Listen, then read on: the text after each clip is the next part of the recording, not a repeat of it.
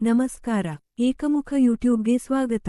ಕೊಟ್ಟಣದ ಸೋಮಮ್ಮ ಅಥವಾ ಕೊಟ್ಟಣದ ಸೋಮವ್ವೆ 12ನೇ ಶತಮಾನದ ಪ್ರಮುಖ ವಚನಕಾರ್ತಿಯರಲ್ಲಿ ಒಬ್ಬರು. ಇವರ ಕಾಲ 12ನೇ ಶತಮಾನ. ಊರು ಮತ್ತು ಕಾರ್ಯಕ್ಷೇತ್ರ ಕಲ್ಯಾಣ.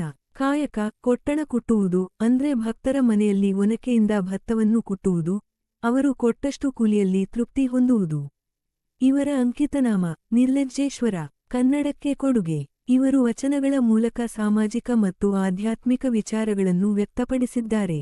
ವ್ರತಾಚಾರ ಶುದ್ಧಿ ಮತ್ತು ಕಾಯಕದ ಮಹತ್ವವನ್ನು ಸಾರುವ ವಚನಗಳನ್ನು ರಚಿಸಿದ್ದಾರೆ. ಸರಳ ಮತ್ತು ನೇರವಾದ ವಚನಗಳ ಮೂಲಕ ಸಾಮಾನ್ಯ ಜನರಿಗೆ ಅರ್ಥವಾಗುವಂತೆ ಬರೆದಿದ್ದಾರೆ. ಸಾಧನೆಗಳು: ಸಮಾಜದಲ್ಲಿನ ಅಸಮಾನತೆ ಮತ್ತು ಮೂಢನಂಬಿಕೆಗಳನ್ನು ವಿರೋಧಿಸಿದ್ದಾರೆ. ಮಹಿಳೆಯರ ಸಬಲೀಕರಣಕ್ಕೆ ಒತ್ತು ನೀಡಿದ್ದಾರೆ. ಕಾಯಕದಲ್ಲಿ ಕೈಲಾಸ, ನೆಮ್ಮದಿಯನ್ನು ಕಂಡವಳು. ಇವರ ತಂದೆ ತಾಯಿ ಗಂಡನ ಬಗ್ಗೆ ನಿಖರವಾದ ಮಾಹಿತಿ ಲಭ್ಯವಿಲ್ಲ. ಇವರ ಗುರು ನಿರ್ಲಜ್ಜ ಶಾಂತೇಶ್ವರ ಆಗಿರಬೇಕು ಎಂದು ಹೇಳಲಾಗಿದೆ. ನಿಖರ ಮಾಹಿತಿ ಇಲ್ಲ. ಇವರ ಕೃತಿಗಳು ವಚನಗಳು ಮಾತ್ರ.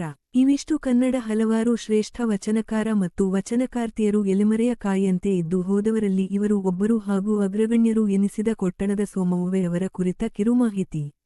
ಧನ್ಯವಾದಗಳು.